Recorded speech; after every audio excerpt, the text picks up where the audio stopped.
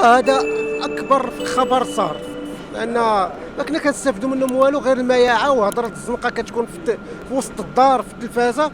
احسن حاجه بعاد كل بعد على الكوميديا، كلها تفاهه وكلها مياعه. نتمنوا نفتقدوهم اعوام اخرى، ماشي غير هذا العام، نفتقدوهم على طول السنين، ونتمنى يتعوضوا بالبرامج اللي كنا كنشوفوا الدينيه والتثقيفيه وكيف ما كنقولوا مفيده. كنا كنستافدوا برامج راه كانت كتسمى المناهي، البنك المعلومات، كنا بحال هذه البرامج كنا كنشوفوها الانسان كيستافد منها. برامج دينيه وقصص الانبياء، ما نشوفوش قصص الاغبياء، بغينا حنا قصص الانبياء، لان الشهر الفضيل شهر التقرب من الله عز وجل، ماشي الشهر ديال الشطح والرداح والمياعه والتعواج. ملي حيدوها مزيانه، علاش كانت حامض داكشي. دابا الله كيود المغاربه كتريح كيف داك البرامج ديالهم، داكشي ديال الفكاهه وداكشي حامض داكشي.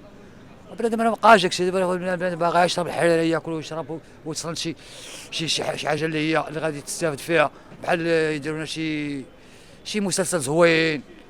اما داكشي ديال الكاميرا الخفيه وداكشي ديال الفكاهه ولا هاد القناه هذه لا علاقه. هي من احسن مزيان من يحيدوا، والله الا مزيان. بالنسبه لي انا بعدا فرحت، والله الا فرحت بالله. وتنظن ان القرار جا في المحل ديالو صراحه. 3 سنوات او 4 صراحه. التلفزيون المغربي صراحه كنريحوا في مائده الفطار مع والدينا مع اولادنا صراحه.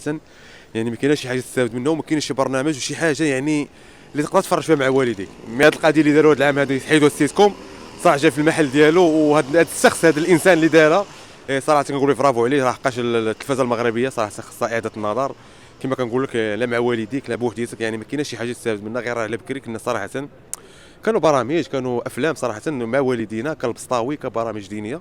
غير على دابا صراحه هاد الشباب اللي طالعين دابا كما كنقولوا مجهدين صراحه. سيرتو العالم ديال التيك توك سيرتو الناس اللي داخلين غير عليها كما كنقولوا، غير داخلين عليها، ما عندوش معاه دبلومات ديال التمثيل وهذا. يعني صراحه التلفازه المغربيه يعني خاصها اعاده النظر. وكنقترحوا البرامج اللي تربينا عليها، البرامج الدينيه والتثقيفيه. هادشي اللي كنا تربينا عليه. وحتى على مستوى الرسوم الكرتونيه، يعني على مستوى الكرتون كنا كنشوفوا قصص وعبر، يعني امور اللي كيتستافد منها الطفل والكبير، يعني البالغ والطفل، يعني كل شيء كان كيستافد، الكبار والصغار كل شيء كان كيستافد. دابا لا الكبار لا الصغار ما كيستافدوش. ونتمنوا نفتقدوا بحال هاد البرامج الهادمه ماشي الهادفه.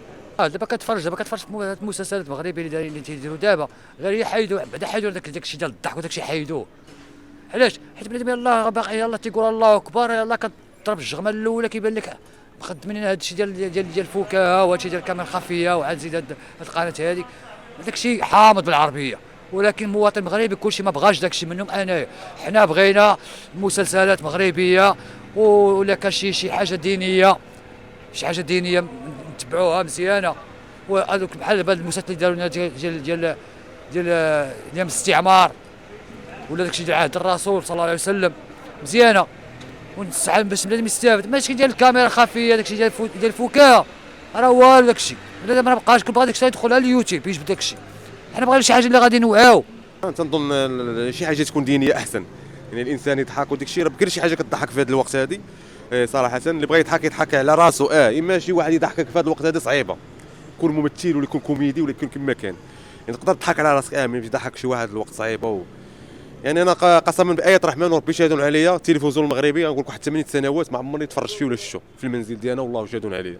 يعني ما كايناش شي حاجه اللي تستافد منها، وما كايناش شي حاجه اللي تفرج فيها غير على داك الشيء اللي كنا قديم مع البسطاوي والممثلين اللي كانوا في المستوى، وكنا كنتفرجوا مع والدينا، وكنا يعني كتفرج فيلم كتحس براسك انك يعني عايش معاه. دابا كيبان لك يعني الافلام في غير المستوى، اللبس غير المستوى، حتى ماشي حتى الممثلين غير صحاب تيك توك وهذا غير المستوى.